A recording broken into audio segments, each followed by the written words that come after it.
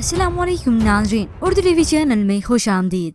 Drama serial बेचारी कुत्सिया के next episode में आप देखेंगे इब्राहिम जो कि हाजा भी को अब अक्सर पिक एंड ड्रॉप देने लगा है।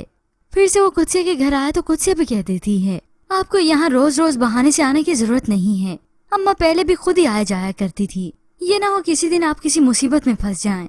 इब्राहिम ने एक बार फिर से अपनी मोहब्बत का इजहार यूं किया, जब मोहब्बत कर ली है तो फिर डर कैसा। और फिर ये सब कुछ कुत्सिया की भाभी सुन लेती है। अब इब्राहिम जो कुछ करे, जो इजहार करे, कुत्सिया उसकी सारी बातों को, सारी मोहब्बत को झुटलाती रही। उसे बस याद है तो अनाया की वो सारी बातें जो उसने इब्राहिम के बारे में कही। अब इस सब के बाद व्यूअर्स आप देखेंगे इशफाक उसके सामने आ गया। वो उसके सामने आया तो कुत्सिया ने इग्नोर ही किया। तभी वो उसके पास आके कहने लगा आपने शायद मुझे पहचाना नहीं, मैं अशफाक हूँ, आपका फैन। अब कुत्सिया जिस इंसान से बात तक नहीं करना चाहती थी, आज वो शख्स उसके सामने आकर खड़ा हो गया। कुत्सिया जिसे इशफाक की बातों पर यकीन आने लगा और वो उन्हें भला आदमी जानने लगी।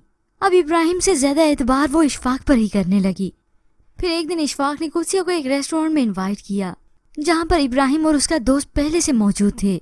बड़ी इज्जत के साथ कुत्सिया के लिए चेयर निकाली और उसे वहीं पे बिठाया। इब्राहिम ने जब कुत्सिया को अनाया के वालिद के साथ देखा तो दंग रह गया। कुत्सिया इस तरह तो नहीं हो सकती। उसका खून खोने लगा।